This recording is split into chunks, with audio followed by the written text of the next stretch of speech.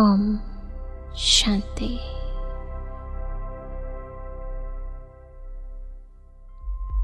मन को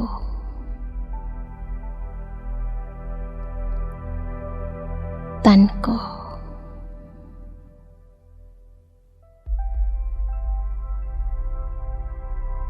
एकदम शांत कर लें।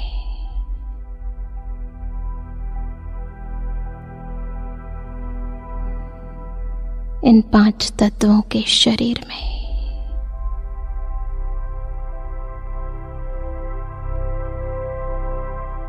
इस दुनिया में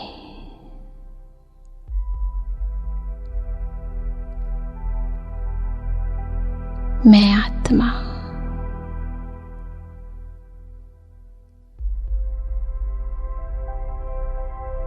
इस सृष्टि रंगमंच पे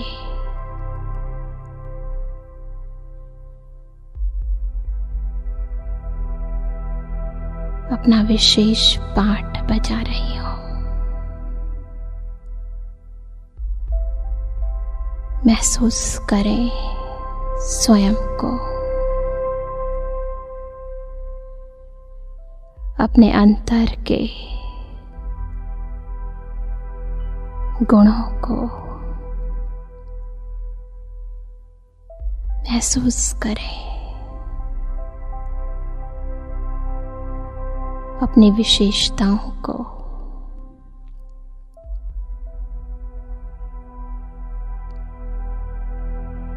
आत्मा के अंतर में चमकता ये प्रकाश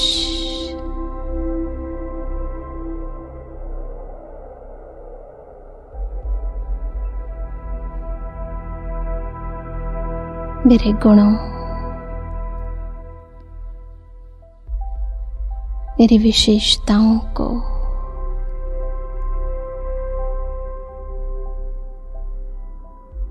इन चमकीली किरणों से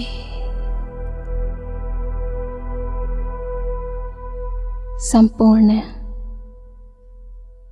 शरीर में, शरीर द्वारा हर कर्म, हर बोल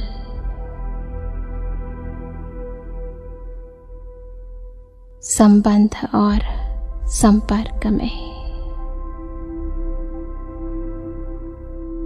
मेरे हर व्यवहार में प्रवाहित हो रहा है।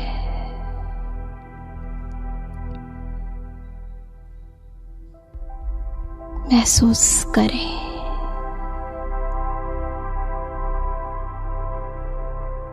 सशक्त हो जाएं।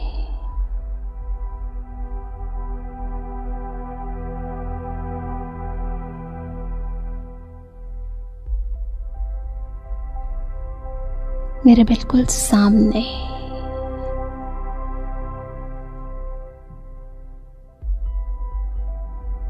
गुणों का सागर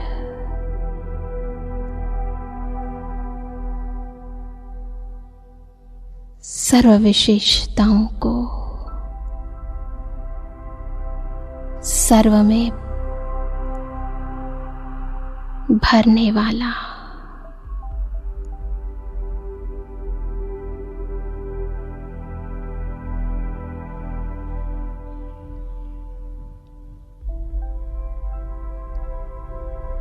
मेरा पिता गुणों का सागर महसूस करें।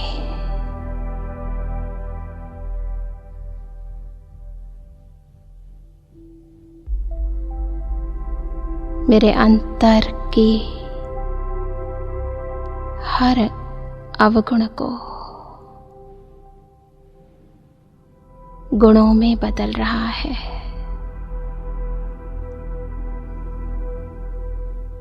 सर्वगुणों में संपन्न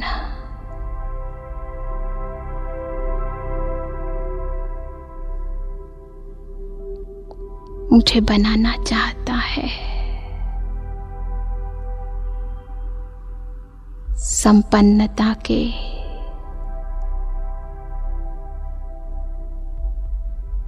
उसके इस संकल्प को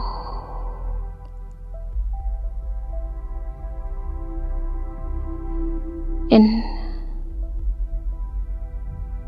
किरणों के माध्यम से स्वीकार करें।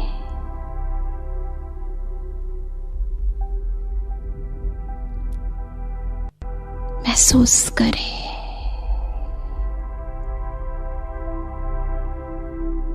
कोई कमी न रहे। हर कमजोरी अपना स्वरूप बदल रही है।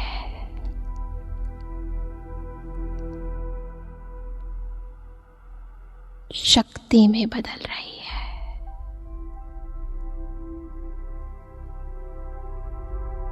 हर कमी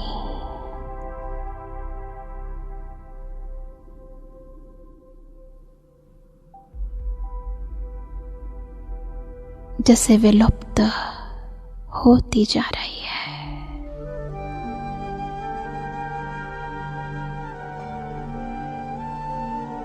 बाबा की ये भावना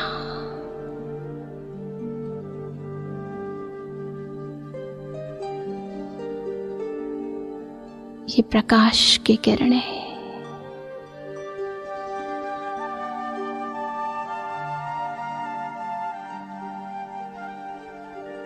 मेरे भविष्य को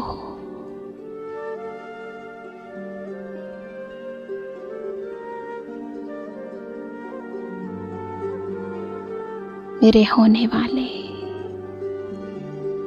सत्युगी स्वरूप को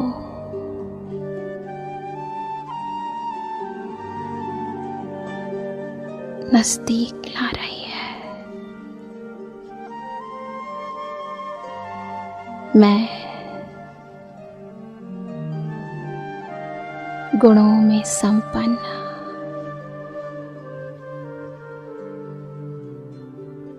सशक्त सर्व विशेषताओं से सजी हुई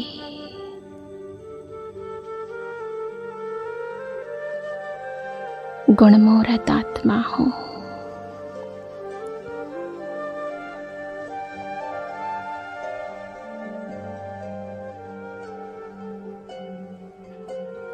ओम शांति।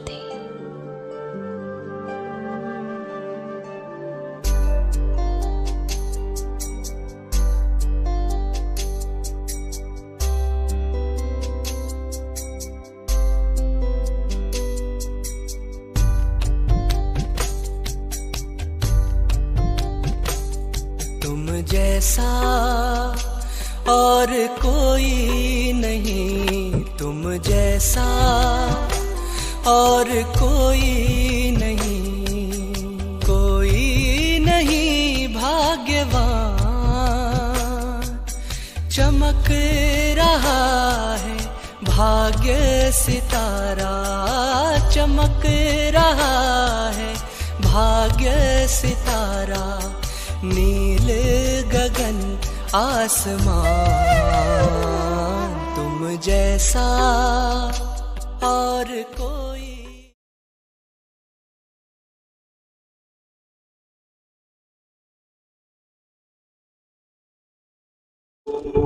ओम शांति ओम शांति। अंतर मन में ज्योति जगा लो, और अंधेरा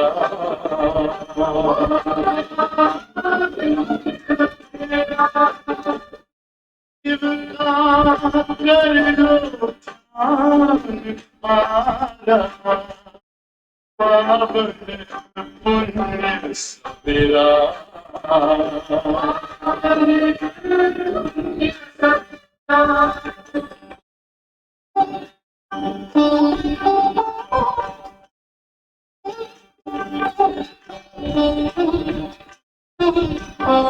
तुम हो कौन, कहाँ से आए, अपने आप को जानो, राजयोग के द्वार खोला, पर पिता पहचानो, इसी राजपथ पर चल कर तुम पालो अपना सिरा।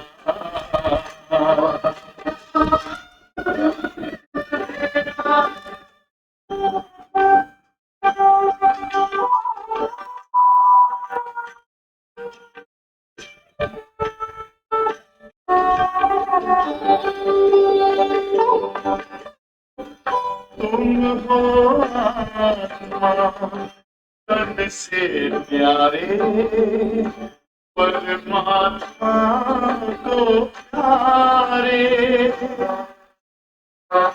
दिव्य गुणों को करके तो भी बनो दुलारे, बिंदु ही तोड़ेगा ये माया मोह का घेरा।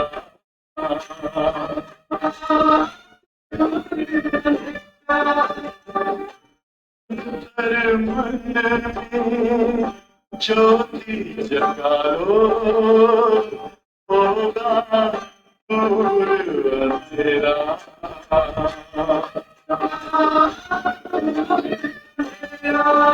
ओम शांति, ओम शांति, ओम शांति।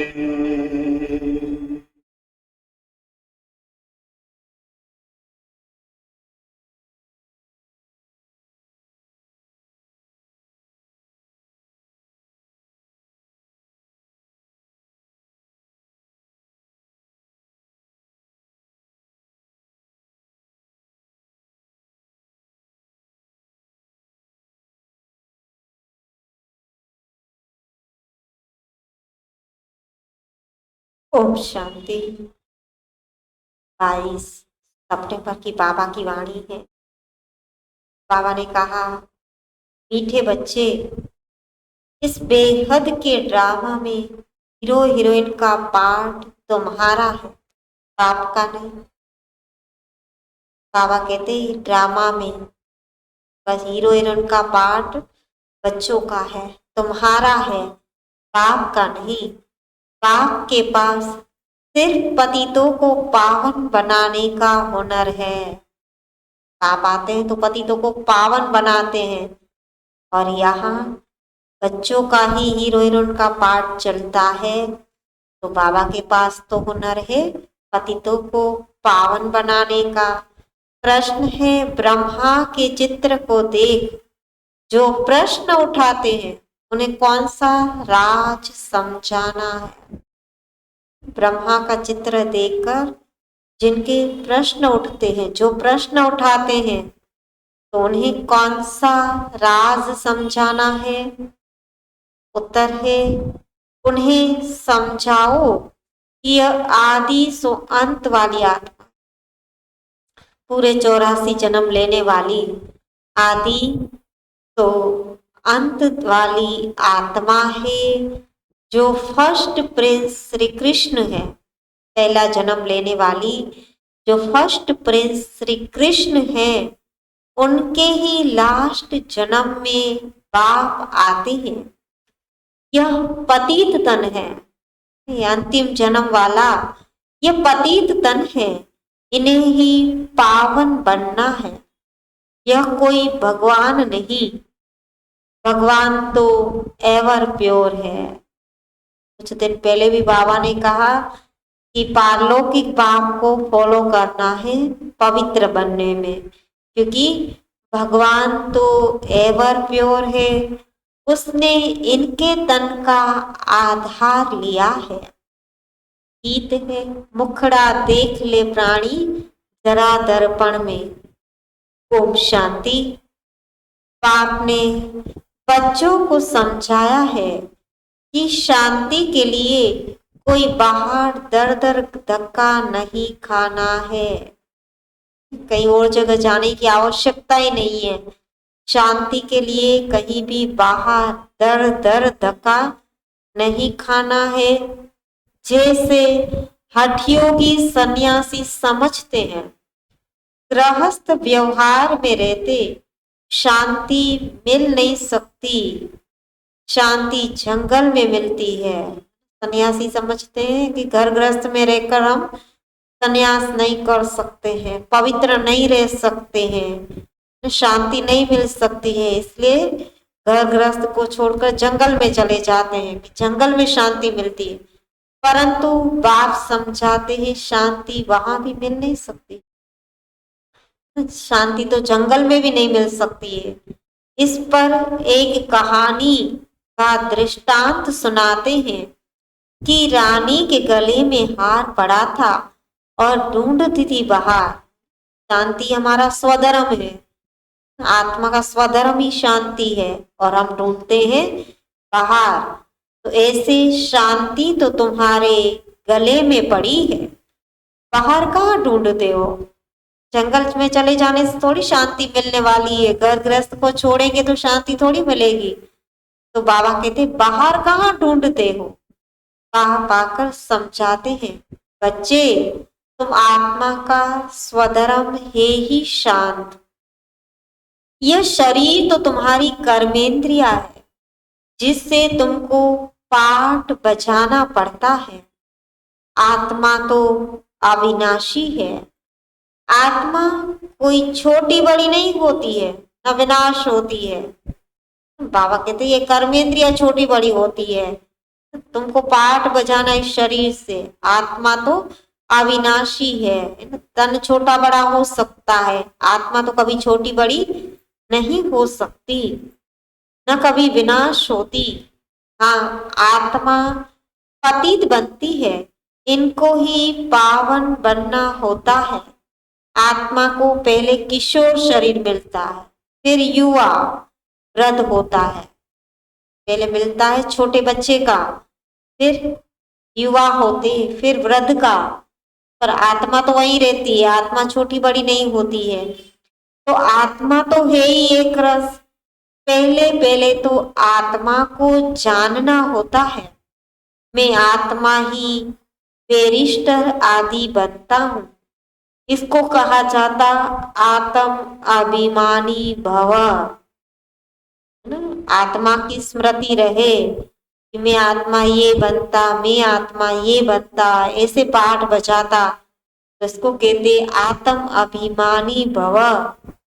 आप समझाते हैं, बच्चे तुम देह अभिमानी बन पड़े हो, इसीलिए अपने को शरीर समझ लेते हो। यह भूल जाते हो कि मैं आत्मा हूं, यह मेरा शरीर है। तो अपने को रियलाइज करना है। 84 जन्म भी आत्मा लेती है। बाबा कहते आत्म अभिमानी बनना है, अपने को रियलाइज करना है। तो बाबा कहते 84 जन्म भी आत्मा लेती।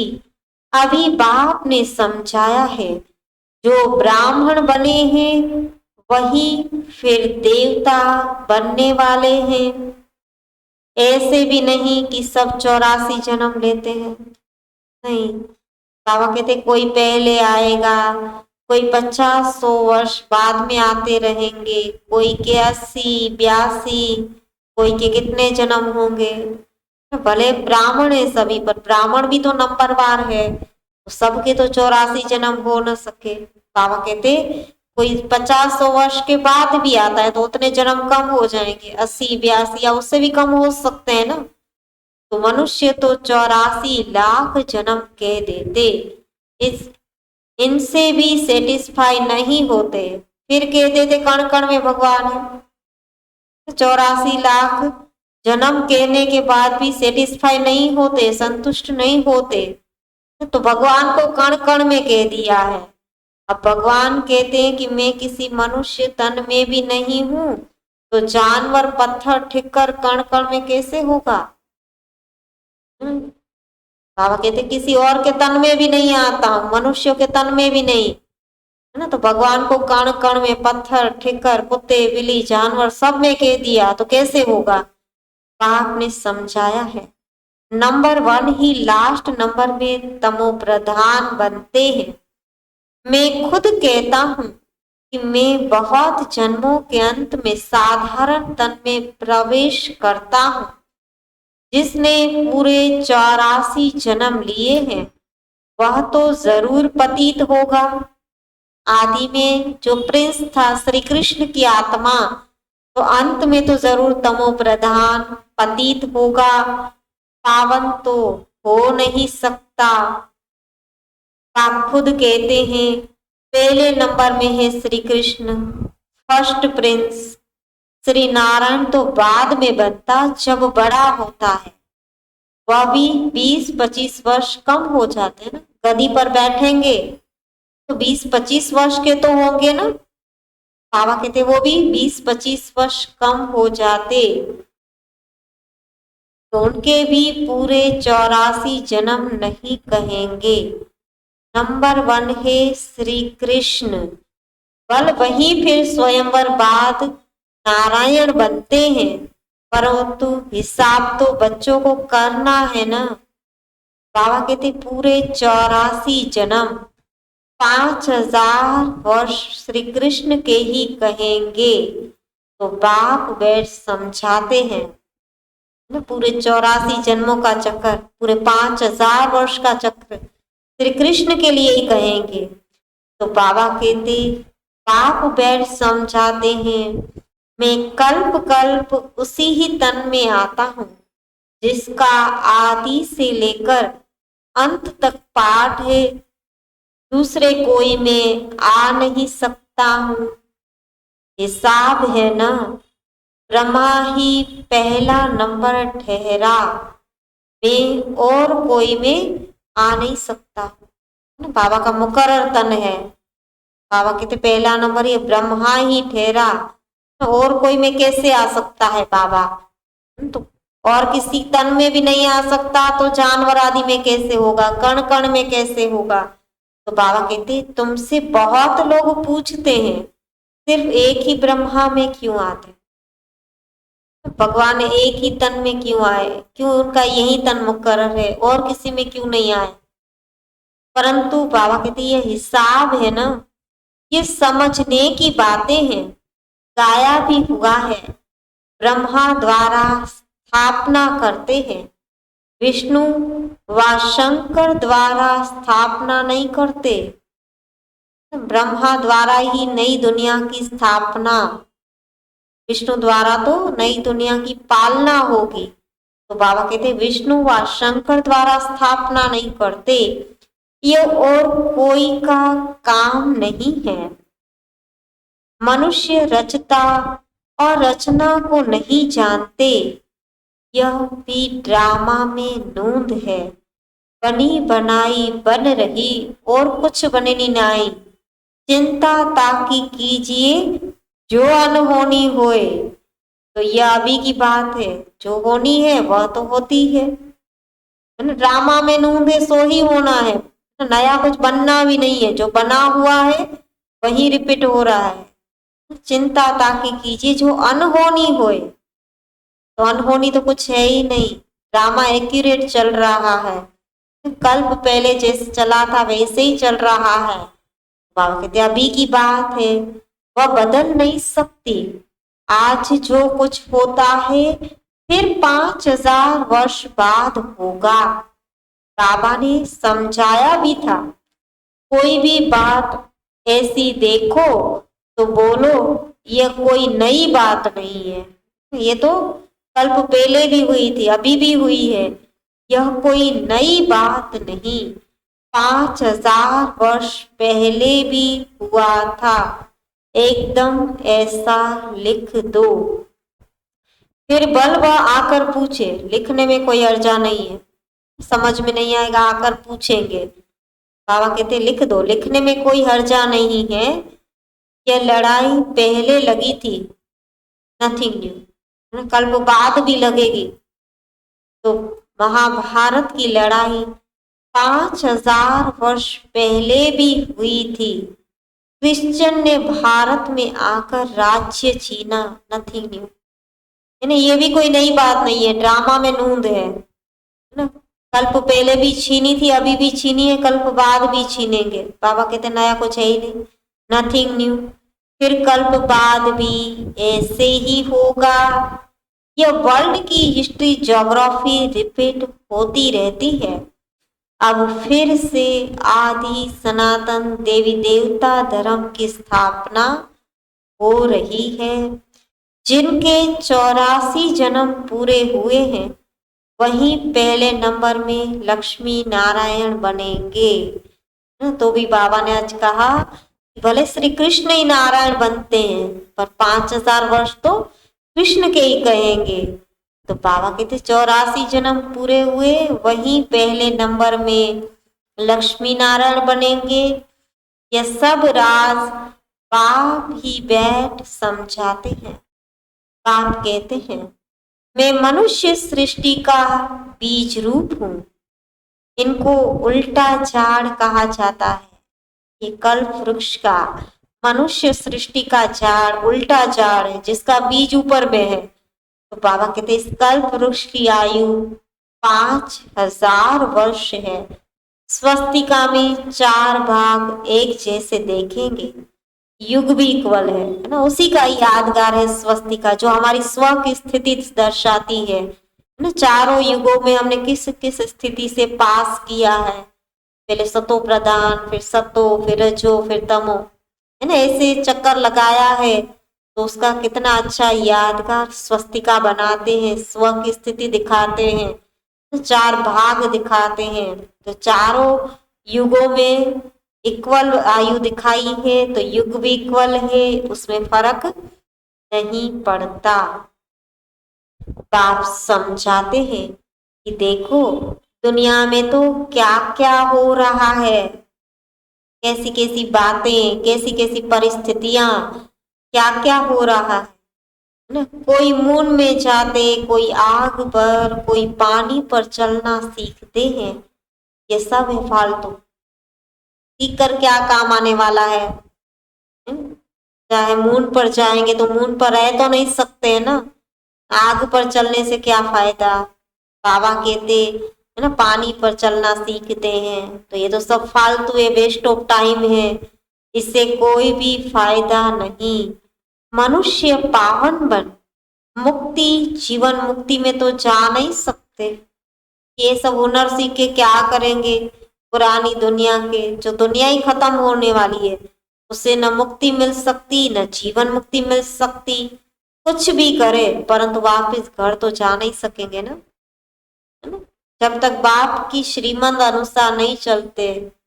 कुछ दिन पहले तो बाबा ने कहा सन्यासी भी सेमी पवित्र है ना। पवित्र तो तुम ब्राह्मण ही बनते हो ना, तो हट से घर बार छोड़कर पवित्र बनते हैं। बाप की श्रीमत पर नहीं चलते। बाप की मत पर हमें पावन भी बनना है, बाप के साथ घर भी जाना है, प्रीत भी एक बाप के साथ रखनी है और जीते जी मरना है ना। मरकर बाप के बने हैं। तो बाबा कहते ना मनुष्य पावन बन, मुक्ति जीवन मुक्ति में तो जा नहीं सकते। कुछ भी करे परंतु वापिस घर जा नहीं सकते हैं। आत्मा को अपना घर और बाप का घर भूल गया है। जो बाप का सो आत्माओं का घर स्मृति आ गई, भूल गया। आत्मा अपने को ही भूल देह अभिमानी बन पड़ी। तो बाबा कहते फिर मंदिरों में जाकर महिमा गाते हैं। देह अभिमानी बन पड़े और उसके कारण विकारी भी बने। जब देह का भान आया तो पीछे सब विकार आ गए ना, फिर सब भूल जाते हैं।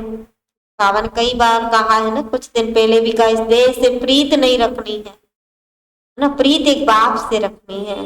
तो देह अभिमानी बन पड़ी है, तो फिर मंदिरों में जाकर महिमा भी गाते, आप सर्वगुण संपन्न, हम नीच पापी हैं, अपनी ग्लानि करते हैं। देवताओं को ऊंच कहते और अपनी ग्लानि करते कि हम तो नीच है, पापी हैं। पाप तो कभी पुजारी नहीं बनते। अच्छा, फिर सेकंड नंबर में कहेंगे शंकर भी एवर पूज्य है, वह भी पुजारी नहीं बनते, उनका पाठ ही यहाँ नहीं है। वो तो बाबा ने सिर्फ समझाने के लिए दिखाया है। बाबा कहते वो भी एवर पवित्र है, उनका यहाँ स्थूल वतन में तो पाठ है ही नहीं। इस स्टेज पर पाठ है ब्रह्मा और विष्णु का।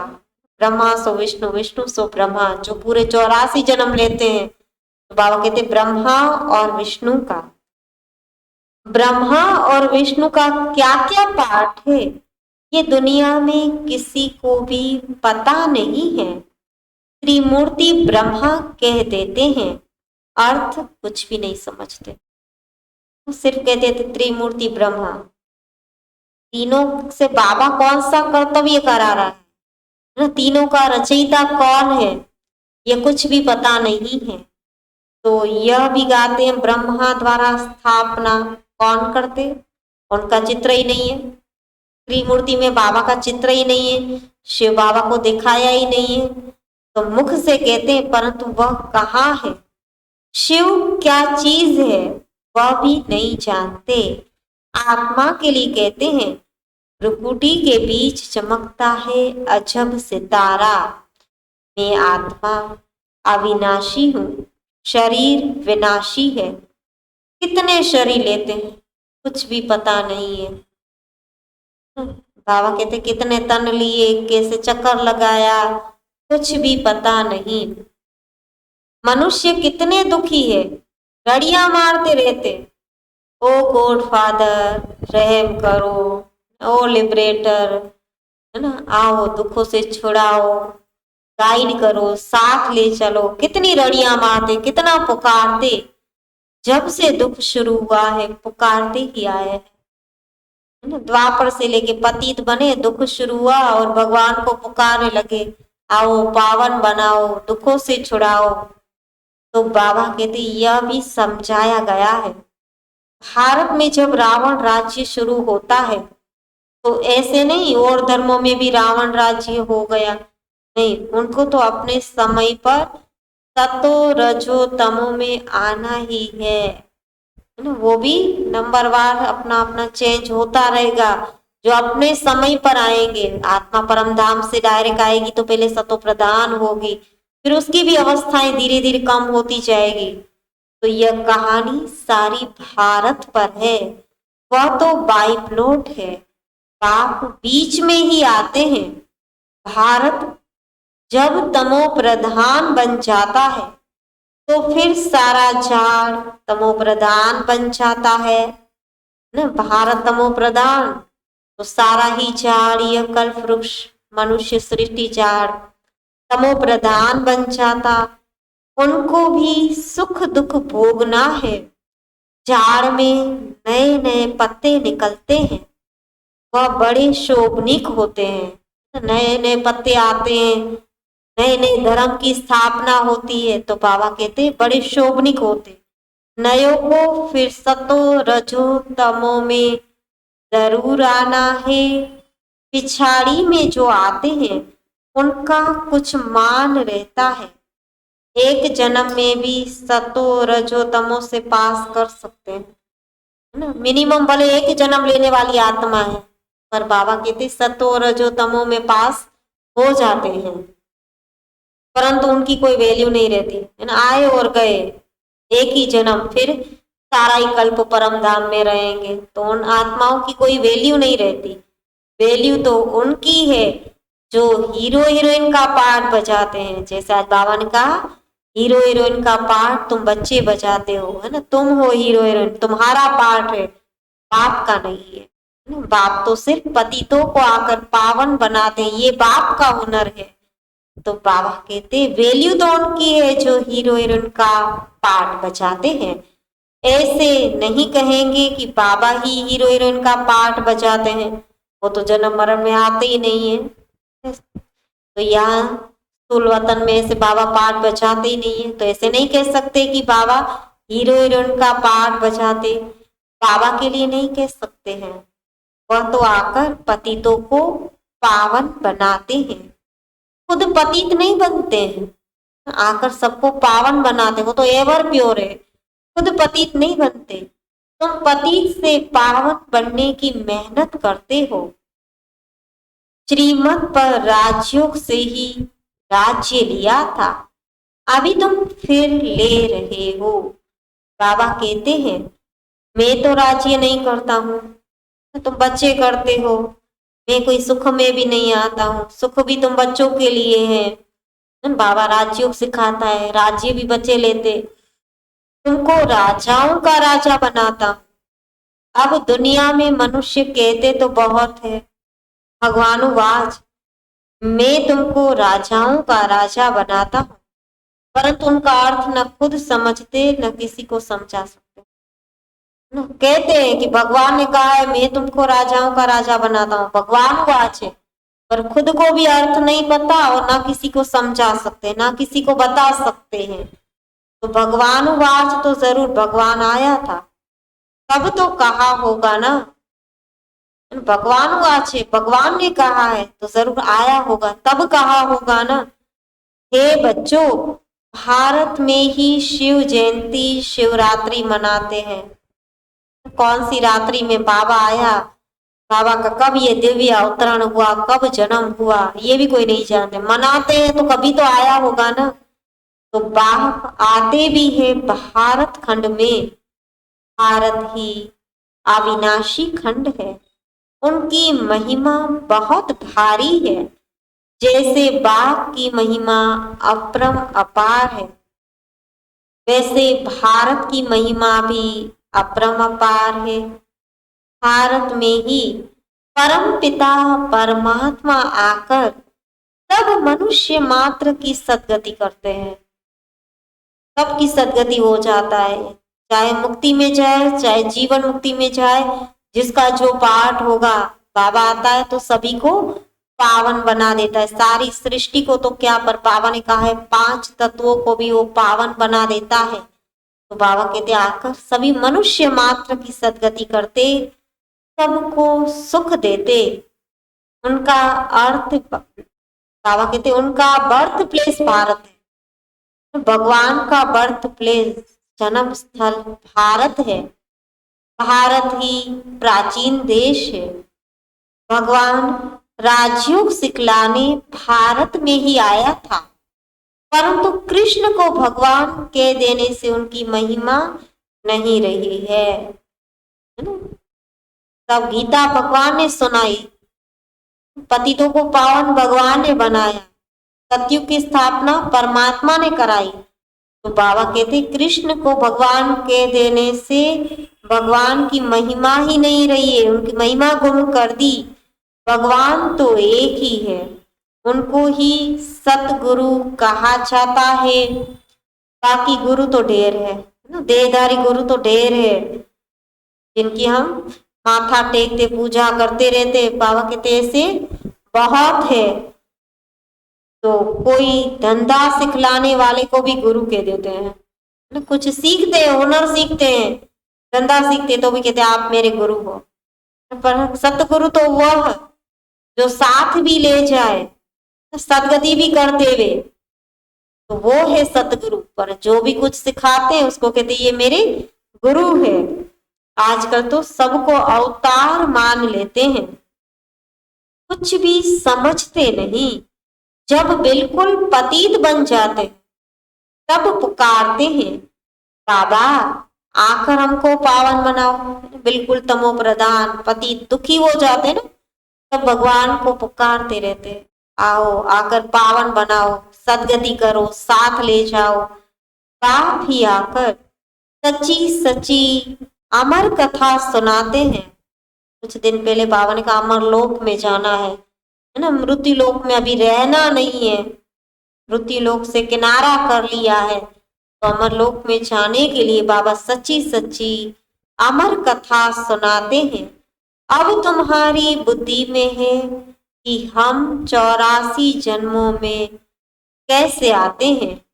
पहले अच्छा जन्म फिर उतरते आएंगे ना, जन्म बाई जन्म उतरती कला में। पहले अच्छा जन्म, सतयुग में 16 कला संपूर्ण थे, पावन थे। धीरे धीरे जन्म बाई जन्म पतित बनते गए तो बाबा कहते उतरते आएंगे। दुनिया की भी उतरती कला होती है।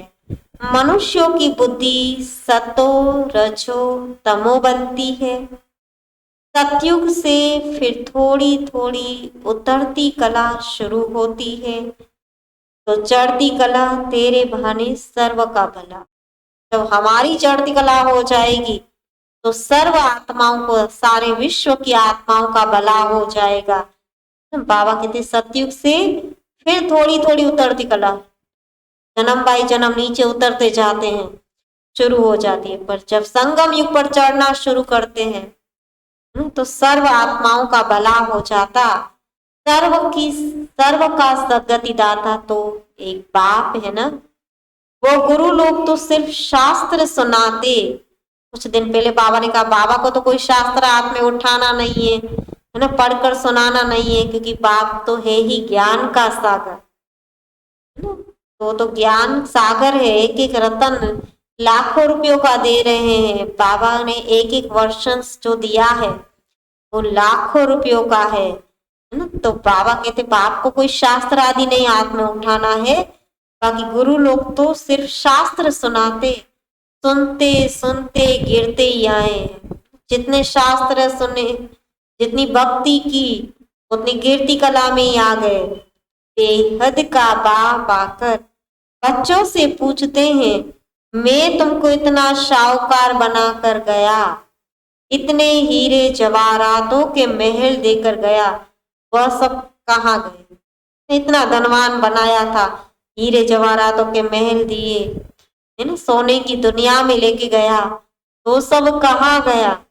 और कुछ दिन पहले बाबा ने कहा ना, संगम युग की नेचुरल ब्यूटी, ज्ञान के जेवरों से सजना, सजे सजाए रहना, ये संगम युग की ब्यूटी है ना। यहाँ जो ज्ञान से सजे सजाए रहते हैं, इन रत्नों से सजे हुए रहते हैं, वो सतयुग में भी हीरे जवाहरातों से सजेंगे। इसलिए बाबा कहते, पूछते बाबा, है ना, इतना सब कुछ दिया कहाँ गया? लौकिक बाप बच्चों को पैसे देते हैं, लेकिन बच्चे पैसा बर्बाद कर दे तो बाप बुलाकर पूछते हैं, तुमने इतना पैसा कहाँ बर्बाद किया? बाप प्रॉपर्टी देगा और बच्चा गवा देवे तो बाप पूछेगा ना, इतना धन दिया, इतनी मिल्कियत दी, कहाँ गवाई, कहाँ बर्बाद की? बच्चों के पास पैसे होने से उड़ाते बहुत हैं। बाप धर्मात्मा है, बच्चे विलायत में जाकर लाखों रुपये उड़ा आते हैं। बाप तो अच्छा है, धर्मात्मा है, देने वाला है, लेकिन बच्चा ऐसा है जो विलायत में जाएगा, वहां लाखों रुपए का खर्च करेगा, सब पैसे बर्बाद कर देगा। तो बाबा कहते बाप कुछ कर नहीं सकता, बाप फारकती भी नहीं दे सकते, क्योंकि दादे की मिल्कियत है, परंतु अंदर जलते रहते हैं। बच्चे ने मैंने कैसे संभाली थी और बच्चे ने कैसे बर्बाद कर दी, कुछ बोल नहीं सकता बाप, पर अंदर में जलता रहता है। बाप के मर जाने के बाद कोई कोई तो ऐसे गंदे बच्चे होते, 12 मास में सारी मिल्कियत उड़ा देते, इतने गंदे। बाप गया और सब बर्बाद करके रख देता है ना, अपनी गंदी आदतों में। इसलिए बाबा ने कुछ दिन पहले कहा ना, कोई भी गंदी आदत नहीं होनी चाहिए, है ना, विकारों की तो नहीं होनी चाहिए, सिगरेट आदि पीना ना, संग भी ऐसा नहीं करना है, कोई भी आदत नहीं होनी चाहिए ना। बाबा कहते कोई कोई ऐसे गंदे बच्चे होते, 12 मास में तो सारी प्रॉपर्टी बाप की उड़ा देते। वह है हद की बातें, यह है फिर बेहद की बात। बेहद का बाप कहते हैं, तुम कितने धनवान थे, विश्व के मालिक थे, फिर कंगाल क्यों बने हो? है ना, अभी कुछ भी नहीं, ये सब कहाँ गया? कंगाल क्यों बने हो? इतना धन कहाँ किया? बच्चों से ही बाप पूछते हैं। भारत को इतना शाहूकार बनाया, सब पैसे कहाँ गए ना? बाबा ने इतना धन दिया, इतना शाहूकार बनाया, तो बाबा कहते सब पैसे कहाँ गए? फिर बाबा भी बैठ समझाते हैं, भक्ति मार्ग में कितना खर्चा करते हैं, शास्त्रों आदि के पिछाड़ी कितना खर्चा करते हैं, मिलता कुछ भी नहीं है, क्योंकि मनुष्य के लिखे हुए, पढ़ते भी मनुष्य हैं, सुनने वाले भी मनुष्य हैं, है ना। तो बाबा कहते शास्त्र आदि बनाते हैं तो उसमें भी कितना खर्चा होता है, माथा भी टेकते गए, टिप्पण भी घिस गई, प्राप्ति नहीं हुई, माथा टेका और भी पतित बन गए, टिप्पणी घिस गई, पैसे आदि सब कुछ गंवा बैठे। यह है ड्रामा, है ना। कल्प बाद भी ऐसे ही होना है, ड्रामा में नूंद हो गई है। अब तुमको शाहूकार बनाते, रावण तुमको कंगाल बनाते हैं, भारतवासियों को ही बाप समझाएंगे ना।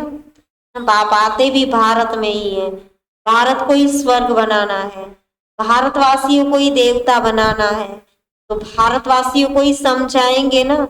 भारत ही सोने की चिड़िया थी, इतना धन था जो दूसरे धर्म वाले लूट कर ले गए। ख्याल तो करो, भारत क्या था ना, इतना धन भारत से लूट के ले गए, है ना। मोहम्मद गजनवी ने 17 बार चढ़ाई की तभी एक सोमनाथ का मंदिर लूट सका। तो सोचो भारत क्या था, जिसको सोने की चिड़िया कहते हैं, है ना। कहते थे जहाँ डाल डाल पर सोने की चिड़िया करती थी बसेरा, तो भारत क्या था। यह भी ड्रामा बना हुआ है, भारत ही हेवन, भारत ही है, भारत ही स्वर्ग बनता और नर्क भी भारत ही बनता, सारा खेल ही भारत पर बना हुआ है। तो बाबा कहते अभी है नर्क, इसलिए बाबा ने सीढ़ी भी ऐसी बनवाई है जो कोई भी समझे हम पतित है। कैसे सीढ़ी उतरते उतरते पतित बने हैं, बाबा ने ऐसे बनवाई है क्लियर कि कोई भी देखेगा तो समझ जाएगा। छोटे छोटे बच्चों को भी चित्र पर समझाया जाता है ना, नक्शे बिगर बच्चे क्या समझे, चित्र भी नक्शा है, इसलिए बाबा ने बनवाए हैं सेवा के लिए। कुछ दिन पहले भी बाबा ने कहा कोई डल हेल भी बच्चे होते हैं पढ़ाई में, है ना, तो उनको एक्स्ट्रा पढ़ाई करी जाती है। तो यहाँ भी बाप कहते हैं बच्चों को चित्रों के आगे जाकर बैठ जाओ, है ना, प्रदर्शनी के आगे जाकर बैठ जाओ, प्रैक्टिस करो, है ना, एक्स्ट्रा पढ़ाई करो। तो बाबा कहते ना नक्शे बिगर बच्चे क्या समझे, बाप ही आकर पतित से पावन बनने की सहज युक्ति बताते हैं। सहज से सहज भी है, डिफिकल्ट से डिफिकल्ट भी है, करो तो सहज भी है ना, नहीं तो पुरुषार्थ न करो तो मुश्किल भी है, डिफिकल्ट से डिफिकल्ट भी है। सतयुग में देही अभिमानी रहते हैं, आत्मा समझती है अब शरीर बड़ा हुआ है, यह पुराना चोला छोड़ दूसरा लेना है ना। ये स्मृति सतयुग में होगी, जैसे साक्षात्कार हो जाता है अब जाकर बच्चा बनना है, पुरानी खाल छोड़ देते हैं ना, बस अभी वापस जाके बच्चा बनेंगे, पुरानी देह छोड़नी है। तो यहाँ कोई मरता है तो रोते भी हैं, है ना, सतयुग में तो रोना है ही नहीं, क्योंकि ये स्मृति सबको है कि अभी बच्चा बनना है, ये पुरानी देह छोड़नी है।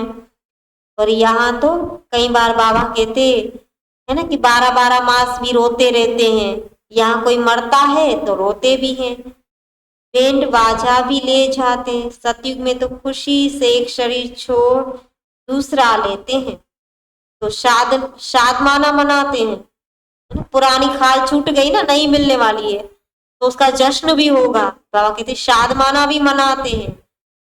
तो यहाँ कितना अफसोस करते हैं, सोचो यहाँ में और वहां में कितना अंतर है ना। यहाँ कोई बड़ी एज का 100 वर्ष के ऊपर होगा ना तो बैंड बाजा भी लेके आते हैं, है ना, कोई छोटी एज का गया तो रोते रहते हैं, अफसोस करते रहते हैं।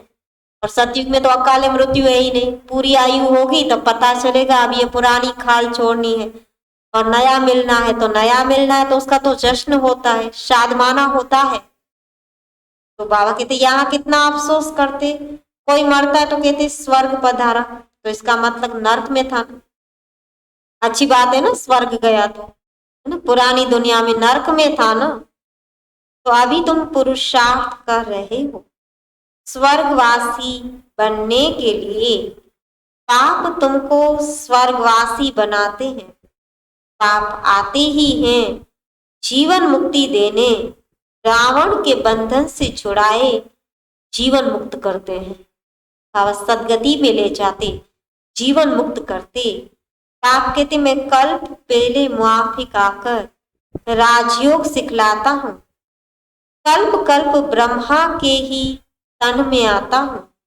तुमको ब्राह्मण जरूर बनना है ना, ब्राह्मण बने बिना तो देवता बन ही नहीं सकते, इसलिए बाबा कहते ब्राह्मण जरूर बनना है। यज्ञ में ब्राह्मण तो जरूर चाहिए ना, यज्ञ ब्राह्मणों द्वारा ही रचा जाता है, यज्ञ रक्षक भी ब्राह्मण ही होते हैं। तो बाबा कहते यज्ञ में ब्राह्मण तो जरूर चाहिए ना।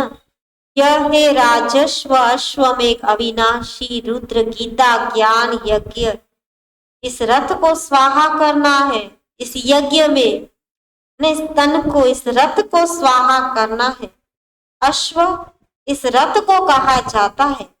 राजस्व स्वराज्य के लिए ये सब अश्व यानी शरीर इसमें स्वाहा होने हैं, है ना। राजस्व राजाई पाने के लिए, स्वराज्य के लिए ये अश्व यानी ये देह, ये शरीर इसमें स्वाहा होने हैं। आत्मा तो स्वाहा नहीं होगी, आत्मा तो विनाश होनी नहीं है, आत्मा तो अविनाशी है। तो बाबा कहते आत्मा तो स्वाहा नहीं होगी, आत्माएं हिसाब किताब चुकतू कर चली जाएगी, फिर नए सिर सबका पाठ शुरू होगा। इनको कहा जाता हिस्ट्री ज्योग्राफी रिपीट। पाप आते ही है नई दुनिया स्थापन कर, पुरानी दुनिया खलास करने। यह एक ही महाभारत लड़ाई है जो शास्त्रों में गाई हुई है, तो समझाना चाहिए इस लड़ाई से ये स्वर्ग के द्वार खुलते हैं। तो ड्रामा में लड़ाई भी कल्याणकारी हो गई ना, ये लड़ाई लगेगी, पुरानी दुनिया विनाश हो जाएगी और स्वर्ग के द्वार खुल जाएंगे।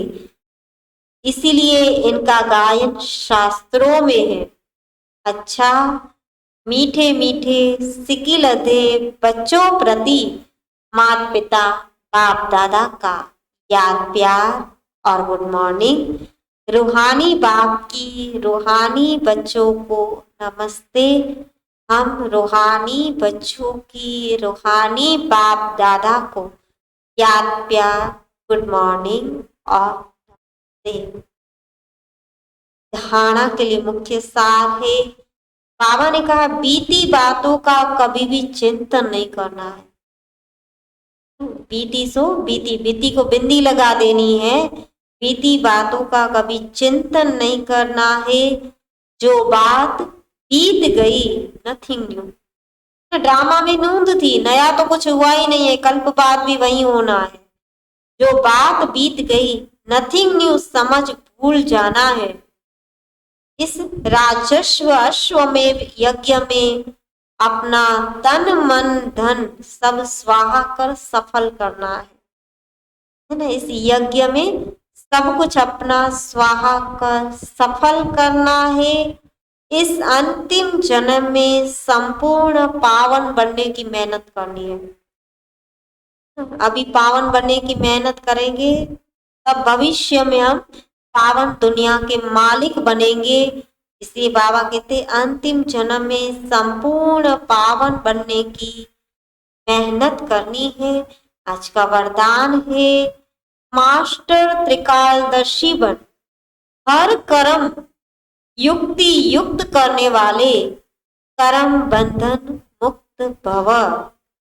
मास्टर त्रिकालदर्शी बन, हर कर्म युक्ति युक्त करने वाले कर्म बंधन मुक्त बन जाते हैं। जो भी संकल्प बोल व कर्म करते हो वह मास्टर त्रिकालदर्शी बनकर करो। बाबा कहते जो भी संकल्प बोल व कर्म करते हो मास्टर त्रिकालदर्शी, तीनों कालों को सामने रखते हुए आदि मध्य अंत सोच समझकर वह कार्य करो।